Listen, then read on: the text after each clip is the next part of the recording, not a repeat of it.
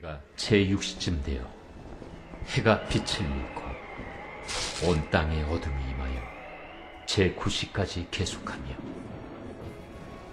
성소의 휘장이 한가운데가 찢어지더라. 예수께서 큰 소리로 불러 이르시되, 아버지, 내 영혼을 아버지 손에 부탁하나이다. 이 말씀을 하신 후 숨을 치시니라.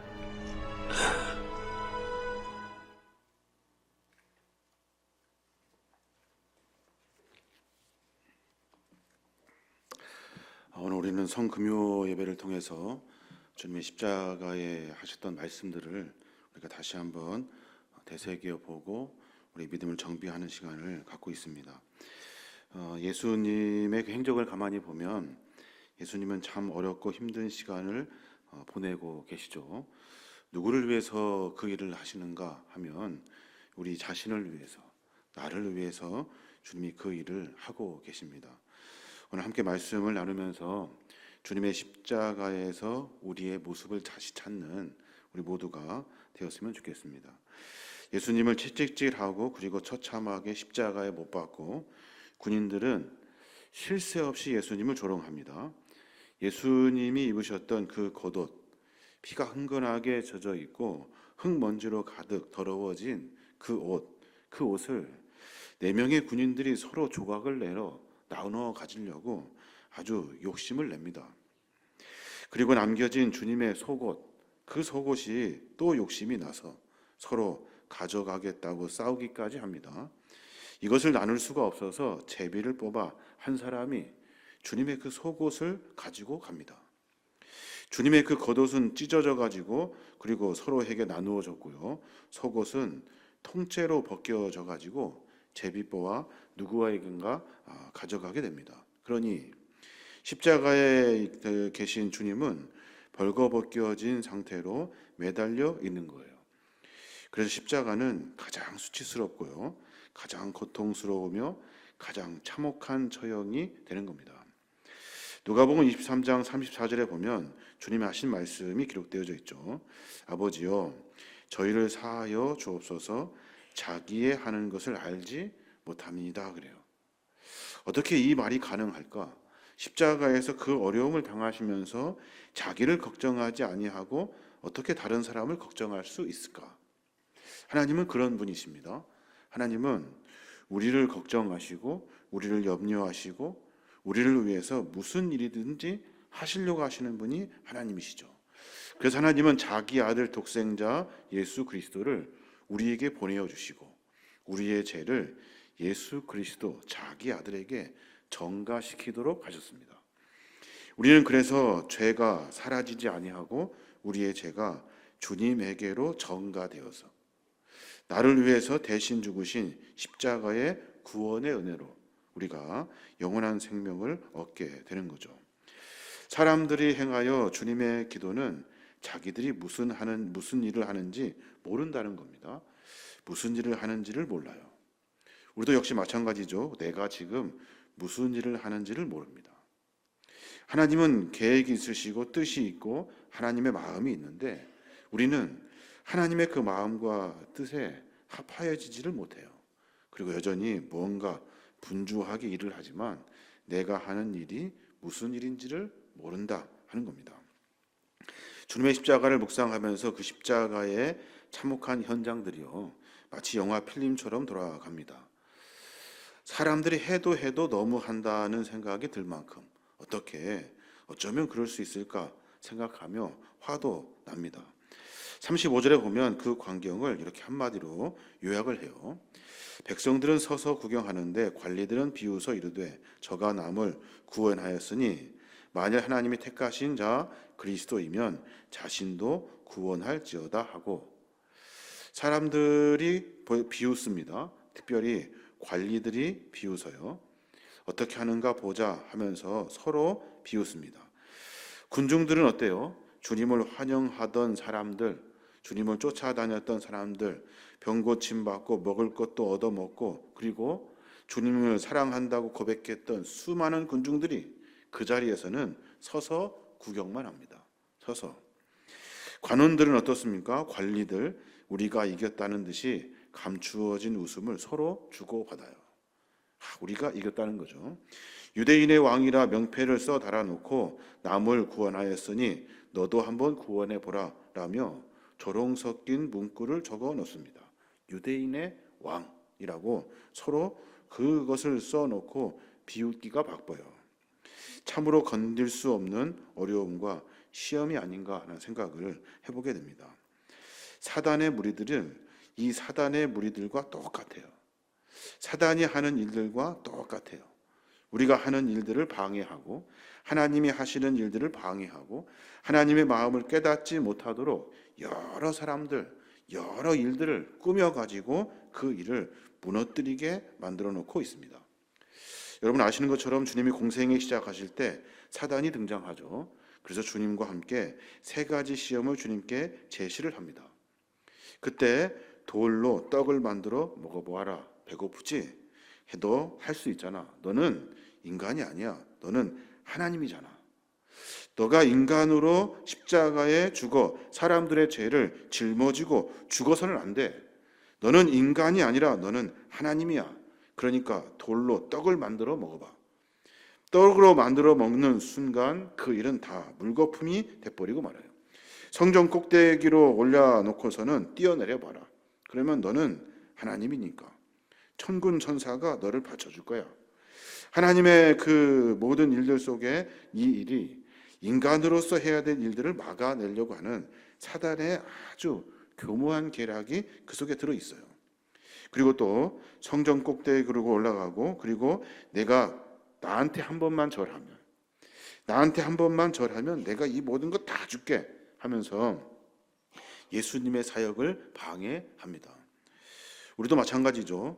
우리도 하나님의 마음을 알고 신앙과 믿음으로 생활하고 있습니다. 그런데 이 일이 얼마나 어렵고 힘든 일인지 사단은 우리를 그렇게 살지 못하도록 만들어 놓습니다. 마치 자기의 교만을 들어서 이 모든 일이 내가 한 것처럼 착각하게 만들어 놓고요. 또 내가 어떤 하나님보다 더 중요한 것을 내 안에 담아두게 하고요. 그리고 또 내가 하나님보다 다른 것을 더 쫓아 그것을 추앙하게 되면 어쩌면 하나님보다 더 많은 것을 누릴 수 있도록 우리를 착각하게 만들어 놓는다는 거예요. 이게 사단의 방법이라는 겁니다.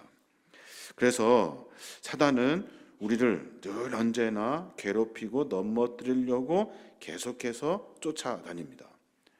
말씀에 보면 누가복음 4장 13절에 보면 마귀가 모든 시험을 다한 후에 얼마 동안 떠나니라 그랬어요. 여기서 중요한 얼마 동안 떠나 있었던 거예요. 언제든 다시 돌아올 수 있는 것이 사단입니다. 언제든 다시 돌아와 나로 하여금 그리스도인으로 신앙인으로 하나님의 백성으로 제자로 살지 못하도록 나를 괴롭히려고 하는 사람이 바로 사단이라는 거예요. 이 사단은 늘 언제나 나에게 언제 죄를 넘어뜨릴까 염려하며 호심탐탐 노리고 있다는 거예요. 표준 세 번이라고 보면 악마는 모든 시험을 끝마치고 물러가서 어느 때가 되기까지 예수에게서 떠나 있더라 그래요. 기회를 계속해서 보고 있는 겁니다. 성경을 찾아보니까 사단은 예수님을 넘어뜨리려고 여러 번 공생의 기간 동안 등장합니다. 바리새인과 서기관과 종교 지도자의 모습으로 사단은 계속해서 예수님에게 나타납니다. 그리고 시험 들게 하고 그리고 문제를 내서 못 풀게 하고 그리고 어려움에 빠지게 합니다. 기회가 되면 어떻게든지 죽이려고 작정을 합니다. 또 어떤 때는 바리새인 모습으로, 어떤 때는 서기관의 모습으로, 어떤 때는 종교 지도자의 모습으로, 어떤 때는 군중의 모습으로 나타나서 예수의 길을 못 가게 거부하게 만들어 놓습니다. 또 제자 중에 하나인 가룟 유다의 모습으로 나타나서 주님에게 가장 큰 배신의 쓴맛을 보게 합니다. 사단은 어떻게든지 주님을 넘어뜨리려고 하는 거예요. 또 제자 베드로를 통해서도 나타납니다. 십자가의 사역을 방해하여 그 길을 가지 않기를 베드로가 간청하거든요. 마가복음 8장 32절에 보면 예수님이 분명하게 이 말씀을 하시자 베드로가 예수님을 붙들고 그럴 수 없다라고 말렸다라고 그래요. 그럴 수 없습니다, 주님. 수제자인 베드로가, 가장 친하게 했던 베드로가, 예수님의 상황 형편을 누구보다 더 잘 아는 베드로가 말렸다는 거예요. 새번역에 보면 베드로가 예수를 바짝 잡아당겼다, 그리고 그에게 항의하였다라고 기록해 놓고 있어요. 잡아다녔대요. 하지 마십시오. 가지 마십시오. 십자가 하지 마십시오. 그때 주님 뭐라고 말씀하십니까? 제자 베드로를 사탄 대하듯이 대합니다. 마가복음 8장 33절에 보면 예수께서 돌이켜서 제자들을 보시며 베드로를 꾸짖어 가라사대 사단아 내 뒤로 물러가라. 내가 하나님의 일을 생각하지 아니하고 도리어 사람의 일을 생각하는도다. 예수님을 시험하던 그 사단이 다시 주님에게 찾아와서 넘어뜨리려고 계속해서 일을 벌이고 있는 겁니다. 십자가에 매달아 놓고도 사람들은 조롱하게 하고 사람들로 하여금 비웃게 하고요. 육체적인 아주 극한의 고통에 빠지게 합니다. 사단이 그 일을 이루지 못하도록 한 거예요. 하나님이시며 인간이신 주님이 받는 마지막 유혹. 네가 하나님의 아들이거든 내려와라. 네가 하나님의 아들이거든 인간의 몸으로 인간의 죄를 대신 짊어지지 말고 저들은 어차피 죽을 사람들이고 저들은 멸망당할 사람들이니까 네가 굳이 그 일 할 필요가 없어. 모든 사람들은 다 내 수하에 있고 나로 하여금 모든 사람들은 죽음의 길을 맛보게 될 거야. 네가 굳이 그 일 안 해도 돼. 어렵고 힘들면 지금이라도 포기해. 대속의 제물이 될 수가 없어. 너는 그래서는 안 돼 하면서 사단은 주님이 죽는 그 날까지 끝까지 그 일을 방해하고 있는 겁니다. 베드로는 주님의 십자가의 사역을 깊이 깨닫게 되죠. 자기가 무슨 일을 했는지, 어떻게 주님을 그 사역을 방해했는지, 내가 어떤 놈인지 처절하게 깨닫습니다. 그리고 나서 베드로전서에 우리에게 그렇게 권면해줘요. 베드로전서 5장 8절에 보면 근신하라 깨어라 너희 대적마귀가 우는 사자같이 두루다니며 삼킬 자를 잡나니 라고 권면해줘요. 우리를 향해서 말하고 있는 거예요. 여러분 정신 차리십시오. 여러분 깨어 있으십시오. 마귀는요 우는 사자와 같이 우리로 하여금 신앙인으로 살지 못하게 합니다. 그러니 깨어 있어야 되고 정신 차려야 하고 그리고 십자가를 바라보며 주님의 사역을 감당해야 하는 겁니다. 우리는 어떻습니까? 우리는 아무 생각이 없는 것처럼 삶을 살아갑니다. 정신 차리지도 못하고 깨어 있지도 못하고 여전히 마귀의 시험을 당하여 적당히 신앙생활하면서 우리의 삶을 살아가고 있습니다. 십자가를 아는 사람들은 그렇게 살지 않습니다. 십자가는 우리의 삶을 바꾸어내기 때문에 그래요. 십자가는 주님의 사랑을 깨닫고 아는 것이기 때문에 십자가를 아는 사람은 주님의 사역에 마음과 몸과 우리의 모든 것을 다 내어놓고 함께 그 사역을 감당하게 되는 겁니다.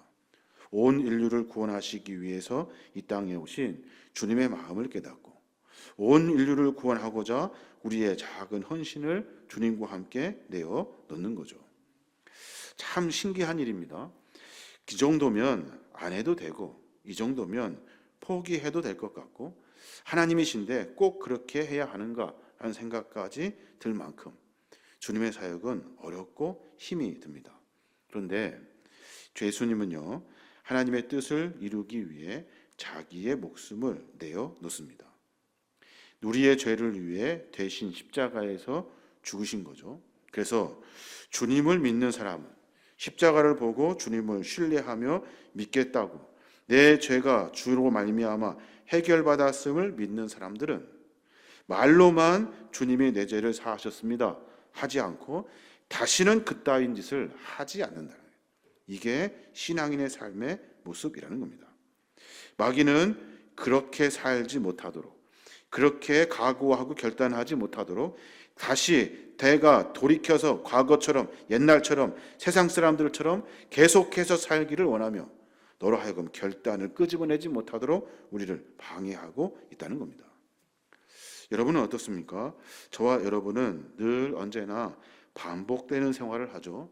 세상의 방법, 세상의 방식, 세상의 생각을 가지고 삶을 살아냅니다. 한 번도 하나님이 무엇을 원하시는지, 하나님이 이 순간에 어떻게 하셨으면 이것이 하나님의 마음인지를 생각해내지를 못한다 하는 거예요. 그래서 우리는 십자가는 머리로 알지만 십자가가 가슴으로 새겨지지 않고, 십자가가 가슴으로 새겨지지 않으니 삶이 여전히 똑같이 반복되고 있다는 겁니다. 우리 한번 우리의 믿음과 신앙을 같이 한번 점검해 봤으면 좋겠어요. 내가 과연 주님의 제자인가, 성도인가, 그리스도인인가? 전에 과거에 있었던 내 삶을 또다시 반복하여 살아내면서 마치 주님은 모르실 거야, 주님 괜찮겠지, 주님 다 용서하셔 하면서 멋대로 살아가는 우리의 모습이 있지 않은가 한번 생각해 보아야 하는 겁니다. 그래서 십자가는 우리를 변화시키고요, 십자가는 우리를 새로운 삶으로 나아갈 수 있도록 인도해 주시는 겁니다. 하나님의 뜻을 묵묵히 이어가고 있는 주님을 옆에 있던 강도 두 명이 유심히 쳐다봅니다. 한 명은 주님을 저주하고요, 또 한 명은 주님이 어떤 분인지를 알아봅니다. 그러고 나서 금방 주님과 내가 함께 하기를 원합니다 라고 다시 회개의 모습을 그가 고백하고 말하는 것을 우리는 알게 됩니다. 강도는 주님을 만나고 주님을 통해서 내가 얼마큼 잘못된 일을 저지르는지를 깨닫습니다. 그리고 다시는 그 일을 하지 않도록 각오하고 결단합니다. 근데 안타까운 것은 십자가에서 죽어가는 순간이라는 거죠. 안타까운 것은 삶의 시간이 길지 않다는 겁니다. 그래도 주님은 용서하시고 그를 낙원으로 인도해 주셔요. 그래서 우리는 한참 놀다가 한참 죄 짓다가 끝에 가서 믿는다고 하면 되지라고 착각합니다. 신앙과 믿음은 그렇지 않죠. 진심은 그렇게 해서 나오는 것이 아닙니다. 오늘 내가 십자가를 들었다면, 오늘 내가 십자가를 알았다면, 오늘 내가 주님을 믿었다면 오늘부터 바뀌어져야 하는 것이 신앙인의 진심입니다. 내가 오늘 바뀌지 못하면 바꿀 수 없습니다. 내가 오늘 변하지 않으면 변할 수 없습니다. 말씀을 듣고 새로운 일로 한 걸음 전진해내는 그 첫 발을 내딛지 못하면 우리는 죽을 때까지 바뀌지 않습니다. 그래서 산업은 변하지 않는가 봅니다. 늘 우리의 신앙의 모습을 점검하고 또 점검하여서 하나님의 은혜를 만나야 될 줄로 믿습니다. 우리는 십자가를 압니다. 우리는 예수 그리스도도 압니다. 그래서 우리는 고백도 합니다. 내가 주님을 믿겠다고, 내가 주님을 따르겠다고 말하고 고백하기도 합니다. 그런데 우리는 삶을 그리스도인으로 십자가를 아는 성도로 살지 못한다는 거에 우리의 잘못을 뉘우치고 돌이켜 삶에서의 하나님의 거룩한 은혜의 시간들이 그 삶 속에서 드러나는 삶을 살아야 하는 겁니다. 그래야 진짜 그리스도인이 되는 겁니다. 오늘 십자가의 사역과 일들을 통해서 우리는 매번 만나는 절기 중에 한 시간을 만납니다. 그 절기 중에 한 시간이 반복되는 시간이라면 아마도 올해 한 해도 또 똑같이 세상의 삶의 방식으로 살아갈 겁니다. 그런데 오늘 우리가 깊이 깨달아야 돼요. 내가 달라지고 변화될 것이 무언가 생각하고 기억나는 일들을 하나씩 실천해내는 겁니다. 그게 바로 성도의 삶입니다. 누차 말씀드리지만 성도는 입술로 사는 사람들 아닙니다. 성도는 삶으로 증명하는 사람들입니다. 그래야 삶을 통해 그리스도인이 증거되기 때문입니다. 저 여러분이 다시 한번 십자가를 깨닫고 어쩌면 어렵고 힘들지만 내 삶을 바꾸어서 그리스도인으로 살아내는 저와 여러분 되시길 주님의 이름으로 축원합니다. 아멘. 우리 찬송가 144장 우리 같이 찬양하겠습니다.